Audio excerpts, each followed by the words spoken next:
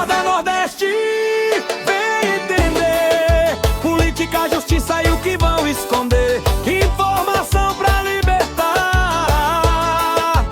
Acorda Nordeste, chegou de acordar. Olá e bem-vindos! Hoje a gente vai mergulhar num sentimento que, olha, parece estar se espalhando pelas redes sociais no Brasil quase como um sussurro, sabe? Um certo receio, um pé atrás antes de falar. É uma sensação bem presente. E a nossa peça central para essa análise, a nossa pista inicial, é um material muito, muito interessante. É o trecho de uma entrevista de rua gravada lá na orla de Atalaia, em Aracaju. Um cenário lindo, por sinal. Lindo, mas a conversa é tensa. E o que a gente tem ali é a percepção de um cidadão comum, um jovem empreendedor, o Bernardo, sobre o clima do debate online. Então a nossa missão aqui é quase investigativa, né? Usar essa conversa como ponto de partida para a gente entender de onde vem essa sensação de estar pisando em ovos na internet. O que está por trás desse medo de se expressar? Olha, é uma ótima forma de colocar. Porque, embora seja um depoimento pessoal, né, gravado num cenário bem específico, as ideias que o Bernardo levanta são um verdadeiro mapa dos receios de muita gente. Exato. Não estamos falando só de tecnologia ou de, sei lá, regras de plataforma. O que essa conversa expõe são fissuras muito mais profundas. A gente pode pensar em 3 grandes áreas que ele ilumina. Ok. Primeiro, uma percepção de instabilidade nas regras do jogo, que ele mesmo chama de insegurança jurídica. Segundo, como isso muda a própria natureza do espaço digital. Certo. E terceiro, que talvez seja a consequência mais grave de tudo isso, um silêncio que começa a tomar conta do debate. Gostei desses eixos. E o primeiro, essa tal insegurança jurídica, nossa, me parece o mais fundamental. O ponto de partida de tudo. Com certeza. O entrevistado crava a palavra que define o sentimento: medo. Ele diz algo que eu acho que muita gente vai se identificar, que é: hoje você pensa 10 vezes antes de postar um comentário. De onde vem esse medo todo? Pois é, e o interessante é que ele não atribui esse medo a um vilão específico, mas a um sistema que ele percebe como imprevisível. E é aí que entra o conceito de insegurança jurídica total. O que é fascinante na análise dele, mesmo sendo um cidadão comum, é que ele não reclama da existência de regras. Ninguém ali está defendendo uma internet sem lei, tipo terra de ninguém. Claro, não é isso. O problema, segundo ele, é a percepção de que as regras são arbitrárias. A frase dele que resume tudo é: as regras mudam conforme o gosto de quem está lá em Brasília. Espera, quando ele fala gosto de quem está lá em Brasília, isso é uma crítica a uma lei específica ou é mais sobre a aplicação dessas leis? Isso é a raiz da insegurança? Exatamente. A percepção descrita não é sobre o texto da lei, mas sobre a caneta de quem aplica. A sensação é de que não há um critério fixo, um manual claro, sabe? Entendi. É a ideia de que o que era permitido ontem, hoje talvez não seja mais. E a decisão para isso parece, aos olhos de quem está de fora, muito subjetiva. E isso é psicologicamente muito mais paralisante do que ter regras rígidas. Sim, muito mais. Regras rígidas você aprende e segue, né? Agora, regras que mudam com vento, você simplesmente se esconde para não ser pego pela tempestade. Faz todo sentido. É a imprevisibilidade que apavora. E ele dá um exemplo muito prático, muito concreto do que isso significa. Ele diz: você dorme com sua conta ativa e acorda com ela bloqueada por uma decisão que ninguém explica direito o motivo. Essa parte. Essa parte do ninguém explica é brutal, porque não é só a punição, é a punição sem justificativa clara. Você fica no escuro sem saber onde errou e, portanto, sem saber como não errar de novo. Isso cria uma vulnerabilidade, assim, imensa. Se você perde sua conta, que para muitos é uma ferramenta de trabalho, um canal de vendas, como no caso dele... Sim, para o negócio dele? E não entende o porquê, a lição que você aprende não é não devo fazer X. A lição que você aprende é perigoso fazer qualquer coisa. O resultado mais racional, então, é a autocensura. Pois é. É melhor não opinar, não compartilhar, não se posicionar, porque o risco de uma punição misteriosa é alto demais. E essa percepção transforma completamente a maneira como as pessoas enxergam o próprio ambiente digital. E essa imagem da transformação do ambiente é muito poderosa. O repórter usa uma metáfora perfeita no final.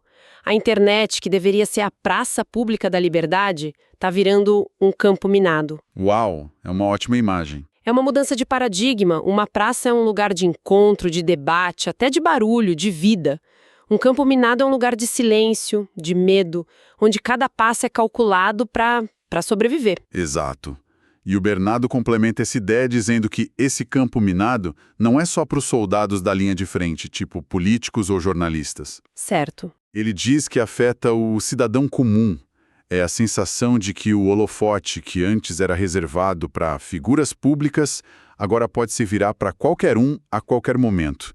Isso privatiza o medo. Privatiza o medo, gostei disso.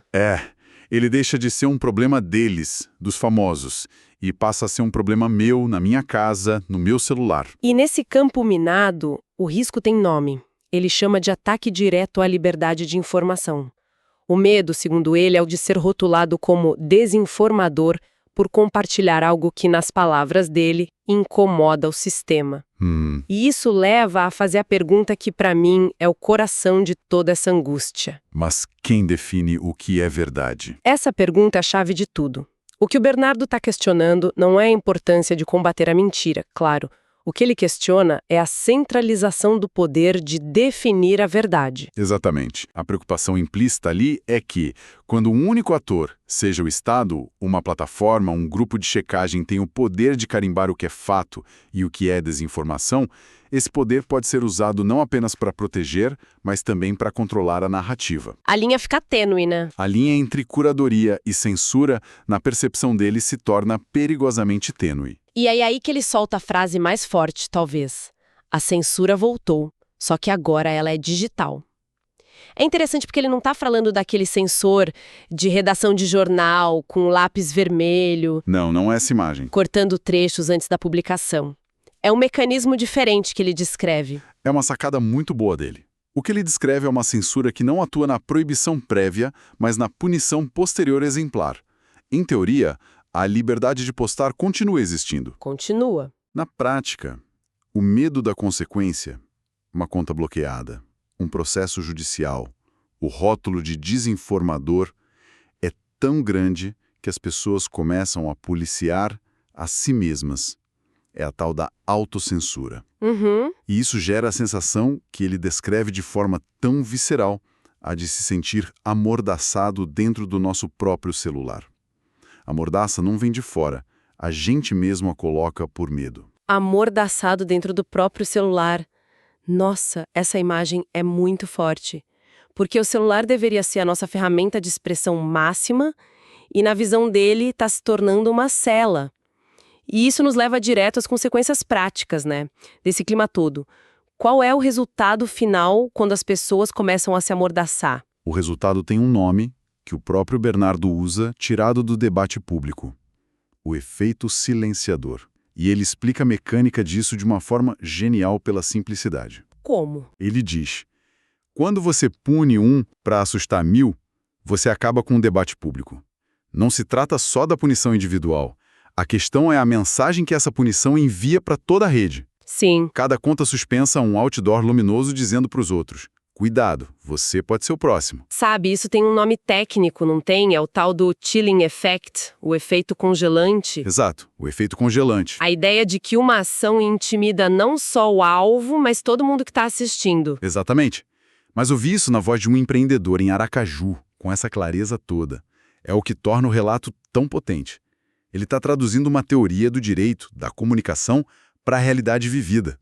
A punição de uma pessoa se espalha como uma onda de choque pela comunidade.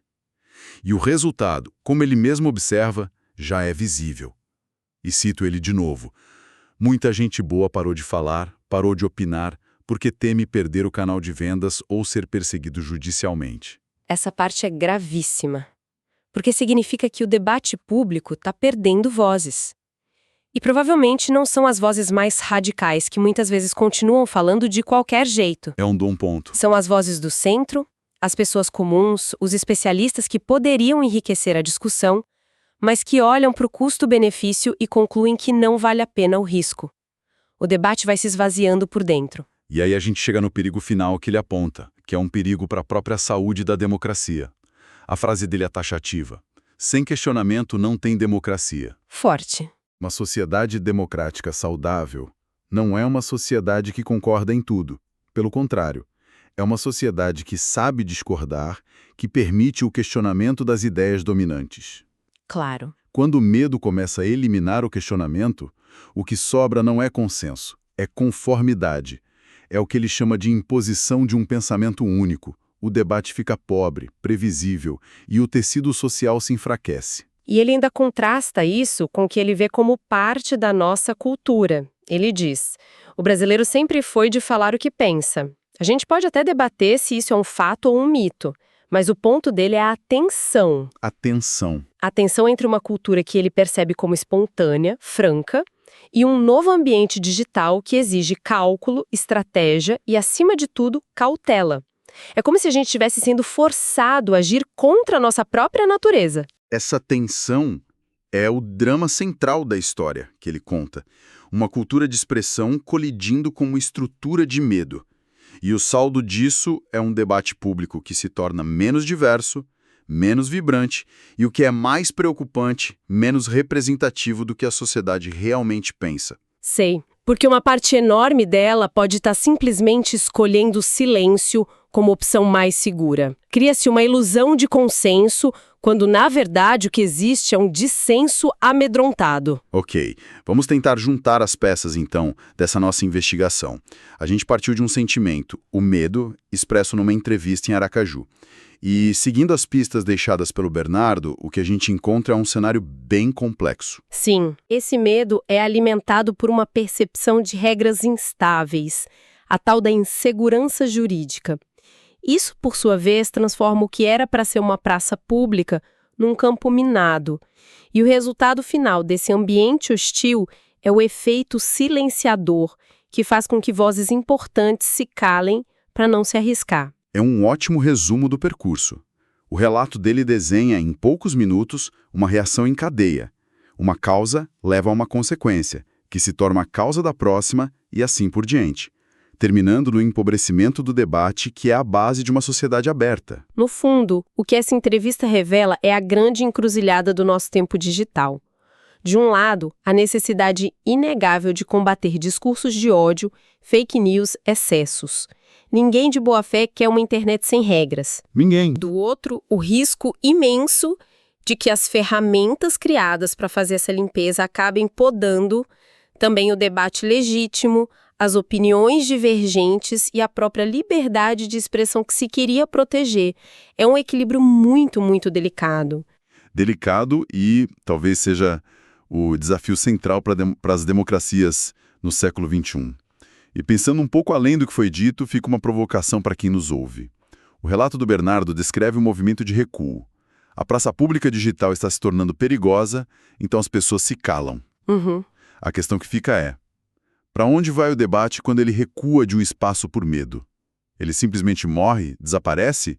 Ou ele apenas muda de lugar, buscando canais alternativos, talvez mais privados, menos visíveis, para continuar existindo? E se for esse o caso, que formas esse debate assume longe dos olhos do vigiar e punir?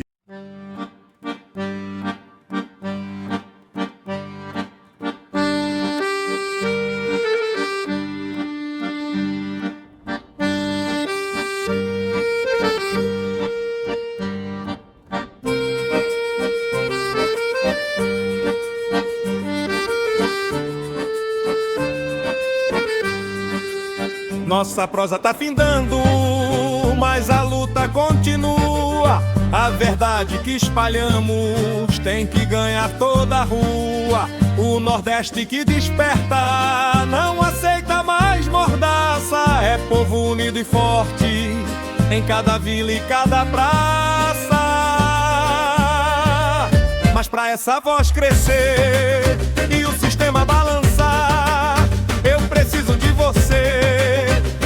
mensagem carregar. Se inscreva aqui no canal, não custa nada pro Senhor. Deixe o seu comentário, mostre o nosso valor. Compartilhe com o vizinho, com o primo e o irmão, pra que a luz da liberdade brilhe em todo o sertão. O Acorda Nordeste é seu, é de quem tem opinião.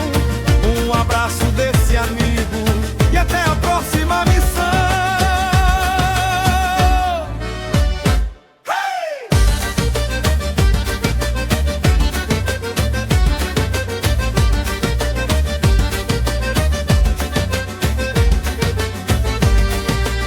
Nossa prosa tá findando, mas a luta continua. A verdade que espalhamos tem que ganhar toda a rua. O Nordeste que desperta não aceita mais mordaça. É povo unido e forte em cada vila, em cada praça.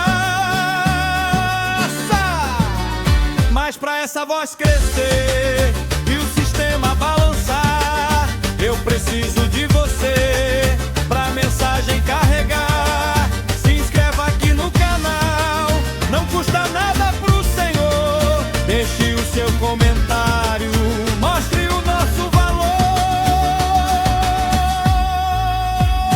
Hey!